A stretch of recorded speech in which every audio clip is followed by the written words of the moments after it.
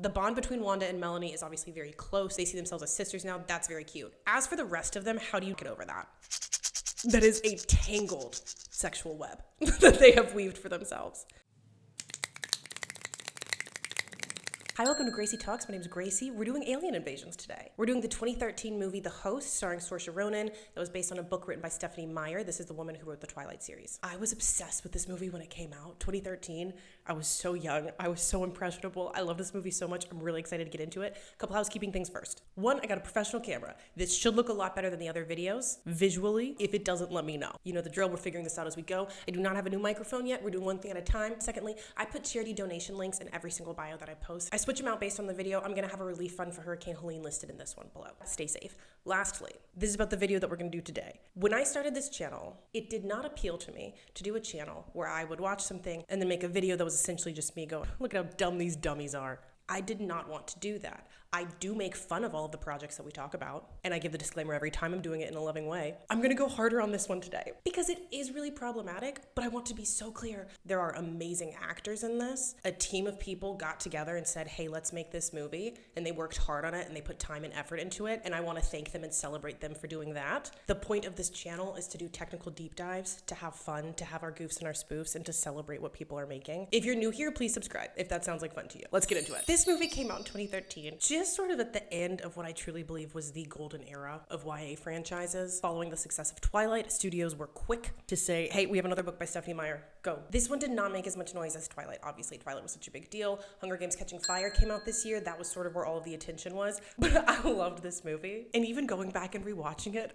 there are so many things that I am truly so embarrassed to talk about that we have to get into. I've got a pep in my step coming into this video, y'all. There is so much here. I'm not gonna stand here and say, oh my, it was so good. It's ridiculous. It's ridiculous, but it's fun. And the casting is solid. Diane Kruger. I feel like in the US, it's like, oh, cool, Diane Kruger. In France and Europe, it's a big deal. She's a superstar. She's a supermodel. She's an actor. I think that she's incredible. And there are parts in this movie where I was watching it. I loved it in a very earnest way when I first watched it. And now watching it, it's fun. It's ridiculous. It's entertaining. But then there are still scenes where it's France's national treasure. I understand that she's German, by the way. I'm just saying she's a very big deal in France. France's national treasure, Diane Kruger, is speaking to four-time Oscar nominee and Golden Globe winner Saoirse Ronan, and they are selling that scene. There are good moments, and I stand by that. In terms of the guys that they brought in, we only say positive things on this channel. These were very much guys that were the studs of the time, the white boy of the month that they shipped in. I don't want to be negative. They did their parts. They did their parts. I'm gonna give you the plot now. The overall premise, the overall deep dive on this one is aliens versus humans, who's wrong and who's right in this case, which we will get through. In order to do that, I'm gonna have to take you through some of the context, and then we will be discussing other questions that I had about the world. You know the drill, you know what we do here. Context for this one. There is a race of alien. They call themselves souls. Their actual form looks like this. It's very tiny. You can hold it in the palm of your hand. They are inserted into humans and they take over their bodies, possessing the human. The human is essentially lost, dead, killed. The body is still there, but that person is not there anymore. They act as if they're doing it for good reasons. They're saying that humanity has ruined the planet. I mean, we kind of did. Famine, war, they've solved all of it. Everybody lives in peace now. Everything is just sort of set up. You don't pay for anything. Everything just exists in this world. You have everything that you need. They kind of slayed. Their world did look a lot less dangerous than what we've been rocking with. Just gonna say that. The context is there are 12 total planets that they know about. Wanderer is the soul that ends up possessing Melanie's body. We'll get there. She has been to 8 planets and she is thousands of years old. Almost all of the planets have been conquered by the souls, by the host. I don't know why they're called the host. I feel like the body that you're in should be called the host. Like when Wanderer is inserted into Melanie, I think Melanie would be the host and Wanderer would be the soul, but I guess because they take over everything in the body, they're just called the host. So anyway, the soul's the host. They've taken over all these other planets. They're doing it with Earth. We are led to believe that the souls almost have all of the humans possessed, hosted, if you will, but it turns out that there are a lot more humans out there. Melanie is on the run. She's still a human. She's on the run with her younger brother, Jamie. It was them and their dad who were living in hiding. Their dad got caught, but they were somewhere separate, and he shot himself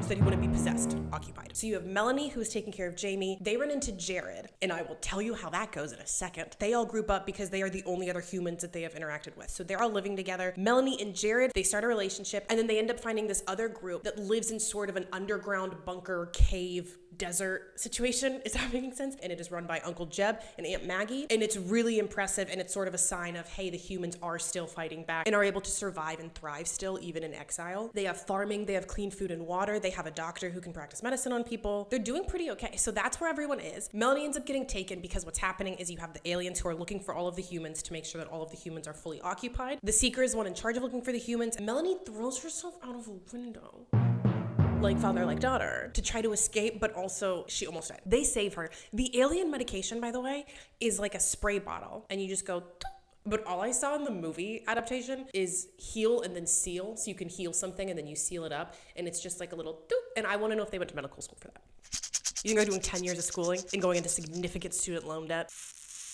Their society seems better than ours, as someone who has student loans. Not for medicine, you guessed that. They heal her, they insert a soul into her body. This soul goes by the name of Wanderer. She's one we were talking about, thousands of years old. I don't know what the gender situation is. It seems she identifies as a female. The movie then follows Melanie and the Wanderer, who their nicknames are Mel and Wanda. When a soul is inserted, they insert sperm jellyfish thing into someone's head, and then it takes over. When that happens, the human part of that person is supposed to go away to disappear. But Wanderer, inside of Melanie's body, can still hear Melanie in her head. Melanie's consciousness is still alive inside of Wanderer, which is not supposed to happen. Diane Kruger's The Seeker. I can't reference The Seeker without reminding everyone that it's French supermodel Diane Kruger. Diane Kruger's The Seeker tells Wanderer that occasionally some of the humans will fight back. You can't be a weak host. You have to be strong enough to fight back, but it's not usual. Wanderer has been in many different forms, lived in 8 different planets, and she's never had a body that kept its consciousness before, so now she's stuck in this body, doesn't know what to do. I'm gonna skip ahead to tell you ultimately what both camps are doing so that we can get into the first question of alien invasion, who's right, who's wrong, who are we siding with? On the alien side of things,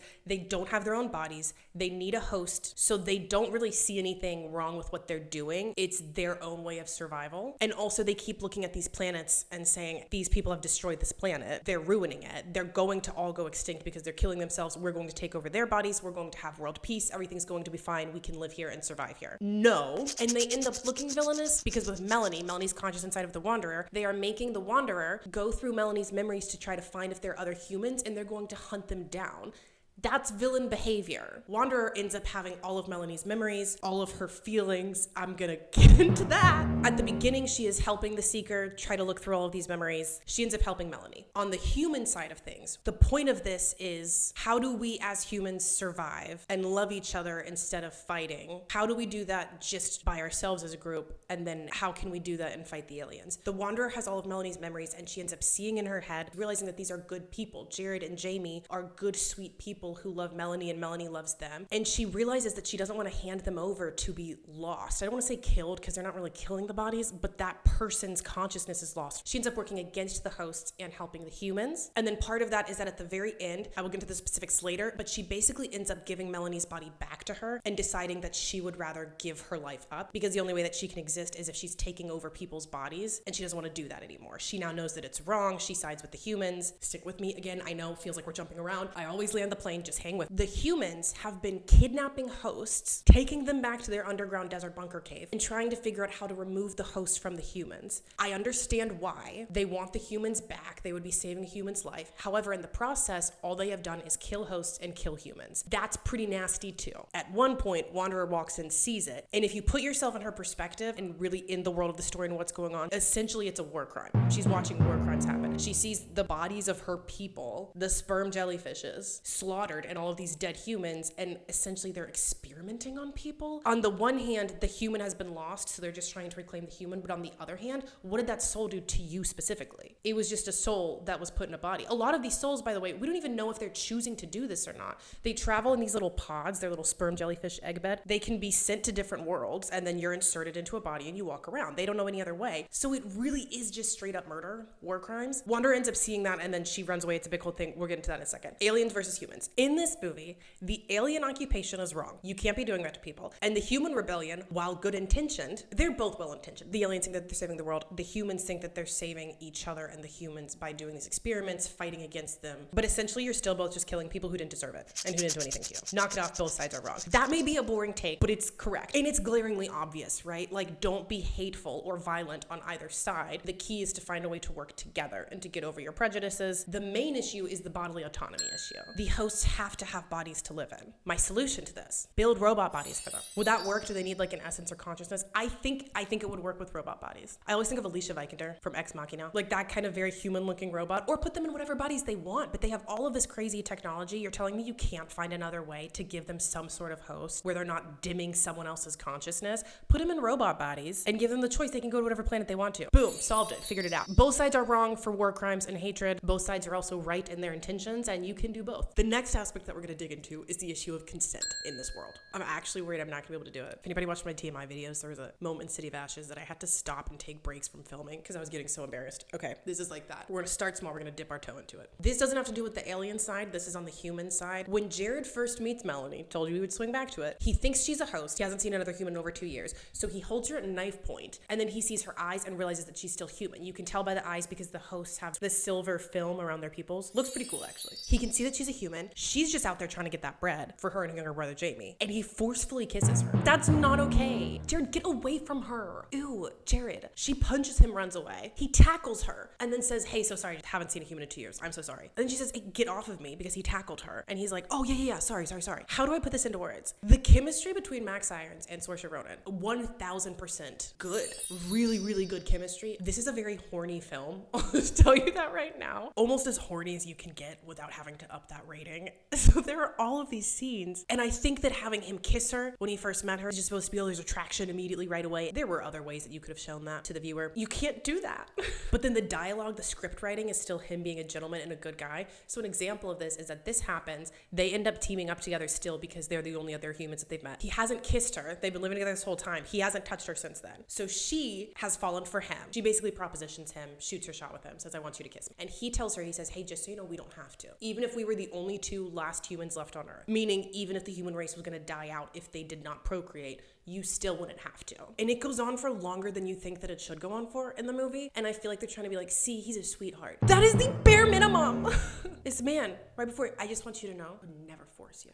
Never pressure you. Yeah, you don't get an award for that. That's quite literally the least you can do. But anyway, it's supposed to be swoon-worthy. He's supposed to be this consent king. Now, I know that I'm nitpicking, and I understand dark romance, okay? Just worth pointing out, I feel like he kind of whiplashed all around there. This is going to also be an issue when it comes to the physical relationships that then take place in this movie between the characters, seeing as the fact that the Wanderer is inside of Melanie's body. So there are two people in one body and two love interests. Is it time? Do we have to do it now? Okay. This is still the consent issue that we're staying on. We need to talk about consent in a world where aliens are possessing human bodies and that human body still has consciousness attached to it. I gotta take you through the dynamics first. The Wanderer is with the other hosts. She's giving them information about Melanie's memories to try to find the other humans. She's been helping them. Melanie is trying to hold back some of her memories to keep it a secret so that the Wanderer can't give this information up and they can talk to each other. So she's fighting the Wanderer. The Wanderer is saying, hey, look, I don't have a choice about this either. I have to fight for my people. And she's sorting through Melanie's memories, but she's feeling all of those memories and all of those feelings. So she has Melanie's memories of falling in love with Jared, our whiplash consent king. After they have that conversation on the couch, they do end up hooking up. They officially became a couple. They had a lot of horny scenes, and the Wanderer feels those emotions. In that moment, it's her body and her emotions. So she ends up getting horny feelings for Jared, and then also attached to Melanie because they're two people living in one body. She gets really attached to these people. She runs away from the aliens, and she goes to find her group. At that point, Melanie and the Wanderer start working together. Wanderer can move through the world okay with the alien people because she has the eyes and they know that there's a host there. She can handle that side of it, but then she doesn't understand some of the human stuff, so Melanie gets her to where her group is now. The Wanderer does this. Melanie and Wanderer on the same team. Melanie and Wanderer sharing the same feelings for Jared. Melanie/Wanderer pass out in the desert before they reach underground desert bunker cave. She is found passed out in the sand in what is very clearly a soundstage. We're gonna let it go. The group finds her, but they see her eyes. They don't know that Melanie's consciousness is inside of the Wanderer. And honestly, what did Melanie think was gonna happen? Maybe she thought that she could convince them that she was still there. She could say, hey, look, I brought the host to you. I'm still in here. They don't believe it. They think that it's a trick. They have no concept of the fact that Melanie would still be inside. They think that she's gone forever. And it's her killer walking around wearing her body. They hate this person. So people are just slapping the shit out of her. Just slapping her around. It's another thing with the hatred and the violence. Knock it off. She tries to tell them that she's not a threat to them. She sort of is trying to explain the situation, but then before she can say, Melanie's consciousness is inside of me, Melanie says, do not tell them that. If you tell them that, they'll think that you're lying to them, trying to trick them, and they will kill you, which they should have done already, and they would have done, because remember, they have no problem killing hosts. Wanderer doesn't know that at this point, but they don't, and ultimately, Jeb is the only one who really saves her from that fate off the bat. He says that he can't do it, and he stops everyone from trying to hurt her. Everyone else is trying to kill her. I just want to explain the situation. Wanderer has horny feelings for Jared, and then when she sees him in person for the first time, she's brought into the underground bunker desert cave, looks up, sees this man that she has all of these feelings for. She runs over to him, and he smacks the shit out of her. That is so tough. And then you can guess what happens. Eventually, they figure out that Melanie is trapped inside of the Wanderer, and she is accepted into the group. They ultimately become friends, and the Wanderer ends up developing feelings for Ian, another guy in the group. The Wanderer is inside of Melanie's body and operating it, although Melanie can come through to operate the body at some times if she gets emotional enough. For instance, Wanda had a memory come through of Jared, and she goes to draw him to give him to the Seeker at the very beginning, and Melanie is able to have her throw the pencil away. So Melanie can control the body sometimes, but it has to be these really heightened emotions. Outside of that, Wanderer is operating Melanie's body. Melanie's consciousness is inside. Wanda and Melanie are talking to each other and are around each other 24/7. Wanda and Ian like each other. Jared and Melanie are in love. Are you seeing the issue? And what was Ian's first introduction to Wanda, by the way? When Wanda first gets taken to Underground Bunker Desert Cave, she's in prison and Jared sits watch over her. He's being very mean to her. He's calling her it, but he still wants to protect her body. A group of guys come down to kill Wanda, and Ian strangles her. Okay, so let's get into it. Everyone in the camp ends up believing that Melanie's consciousness is inside of the Wanderer. That kind of comes out. Jared doesn't believe it. So he goes to the Wanderer. Oh, God. And he says, I don't believe Melanie's in there. I think you're lying. You're a monster. I loved Melanie so much. I still love Melanie. I think about her all the time. But hey, you still have her body. And if I can't kiss her, at least I can kiss you. Kisses her. Awful. The Wanderer did not agree to this kiss. Melanie doesn't want this kiss to happen because she knows that Jared's kissing Wanda and not her. So Melanie doesn't want the kiss happening, but her body is still being used to do it. It's a consent nightmare. Jared really thought he did a big one with this. Melanie gets so mad about this that she's able to take over Wanda's movements. She slaps Jared. And then Jared goes, aha, 'twas a test.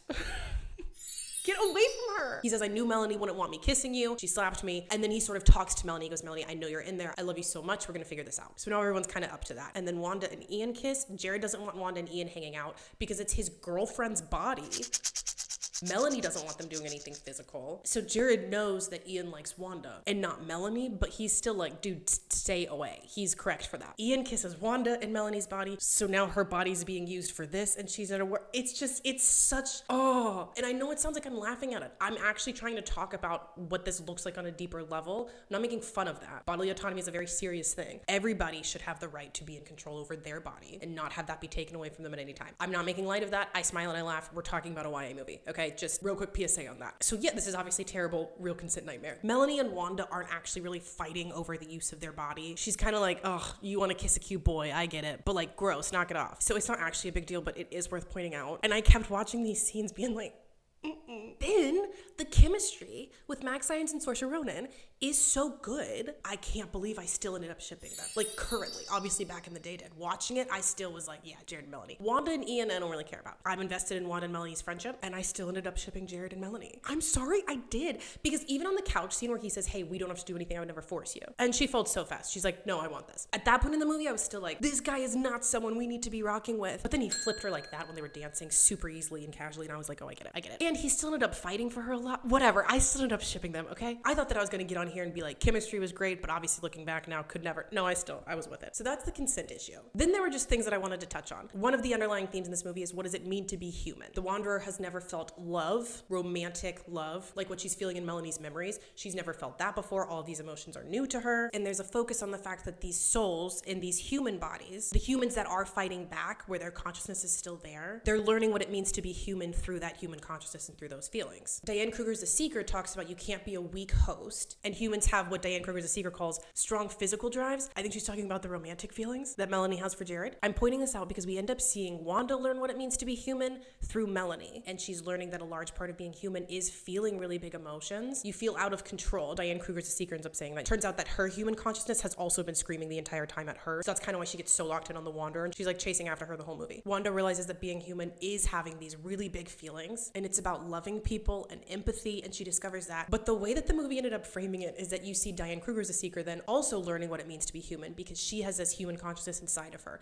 In one of the scenes where she realizes that she's becoming more human, she's falling into these human urges, is when she picks up a gun and shoots a host, because a host was in the way of her shooting one of the human rebels. So she shoots through him to try to shoot the human rebel. I'm bringing this up because how unfortunate that in this world, aliens have come to our planet. They're learning what humans are about. And the two examples of like, wow, that's really human is horniness and gun violence. Gun violence is also not a joke. A lot of serious topics in this movie, I'm realizing now. Gun violence is not a joke. The concept of that's what we're known for as humans, is horniness and gun violence. That's crazy. It's a really stripped down version of it. The bigger point here is the emotions that come with being human. A la final scene of Barbie, to feel is to be human. But just that scene was so striking to me. She picks up that gun, shoots it, and she's like, oh, I'm out of control. It's like, yeah, I guess that's a part of humanity. Don't do gun violence. I just remembered back on the Love Square thing, when Wanda walks in on the humans doing war crimes, trying to extract the host from the bodies. Melanie is trying to calm her down and reason with her, and Wanda pushes her out, and she's finally able to actually get Melanie out of her mind. She can't hear her, so then she's trying to get Melanie to come back because Jamie is sick. So she finds Ian because she knows Melanie doesn't want Wanda kissing Ian. She finds Ian and says, you have to kiss me. I need Melanie to get mad enough that she'll come back. I need a huge emotional reaction from her to get her to come back. He kisses her, it doesn't work, and then he walks out, grabs Jared, walks back into the room, and is like, you gotta kiss our girl, man. It's not right. And Jared does. So Jared is kissing Wanda. Melanie's not there. Melanie's conscious is not there. Melanie's not driving the car. Jared and Wanda straight up kissing. And they're both calling for Melanie. Wanda's calling to Melanie saying, hey, come back, come back, come back. It's not in a sexual way. Jared's is in a sexual way. What ends up happening is that when Wanda gives her life up, she says, you can have this body back. They end up finding a body for her. The science on that doesn't make sense. They said that they had been removing souls from bodies for a month. And the body of this girl, who happened to be a white, attractive, age-appropriate body for them to throw her into, convenient. I'm saying white not because I believe that, because it's Hollywood. They say that when they removed the host from her, she didn't die, but she never woke up. Her consciousness was gone. She never woke up. She was never going to wake up. How would you know that? Regardless, she ends up getting a new body, and Diane Kruger's the Seeker is removed from her body. Wanda sends her to exile to a different planet. She has a woman named Lacey. She's happy to be here, so we freed her. Wanda has this new body. So now you have Wanda in her own human body dating Ian, and then you have Jared in his human body, Melanie in her human body. The bond between Wanda and Melanie is obviously very close. They see themselves as sisters now. That's very cute. As for the rest of them, how do you get over that?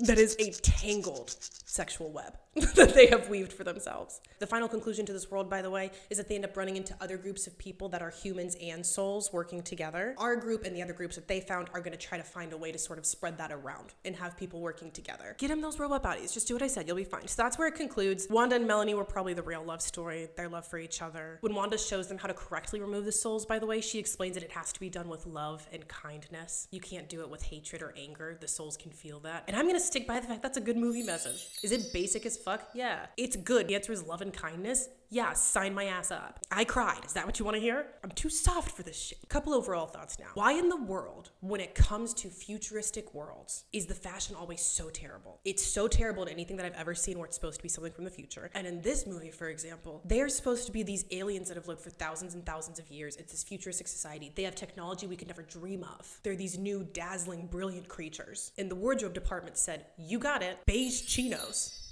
This is an elevated species that has solved world hunger and world peace. Just khakis as far as the eye can see. Why is that the futuristic wardrobe? Be so serious. I typically stay away from outfits. I don't like to go negative, but that isn't a critique of any one person's outfit or a character. That's a stylistic choice overall. It's enough with the khakis. Lastly, I'm not going negative on this one. It's just kind of funny. The way that they filmed it, Jamie always is just kind of like popping up. A lot of this you can kind of tell it's soundstage. We're here to film this scene. Make sure that Jamie's there. Have Jamie be in the frame so we know that he's still there story-wise. And then as the movie progresses, he's following Wanda around. It just ended up feeling to me like every frame of the movie, he's just like, he pops out of a field at one point. That's a real thing that happened. I'm not making fun of the actor. It's a child actor. Everyone be nice. We only do positivity here. It was a funny aesthetic to me, stylistically in the way that that was presented. That wraps up my thoughts. To close the loop real quick, sorry for that corporate speech. We had talked about how Wanda was going to give herself up. She was going to let herself die so that Melanie could have her body back and so that she wouldn't take over another body. She was really going to do that, and part of the motivation for that was that it takes so long to travel to another planet. If she were to travel to another planet, everyone in this group of people that she loves will have died. And she doesn't want to exist without Melanie anymore, and she's always lived this consciousness being in a body that's not her own, and it's just too much for her. They end up putting her into a different body without her knowing. She has a doctor promise that the doctor will dispose of her, make sure that she she doesn't come back. And he doesn't. They put her in a different body. Another consent issue. And there's a scene where she's talking with Melanie and she's saying, I need to die. You have to let me go. I want you to be with your people in the way that you deserve to be with them. I don't want to do this without you guys because you've shown me love and I've lived. It's not going to be worth it to me to do it without this. And she's crying, and it's 4-time Oscar nominee and Golden Globe winner Saoirse Ronan.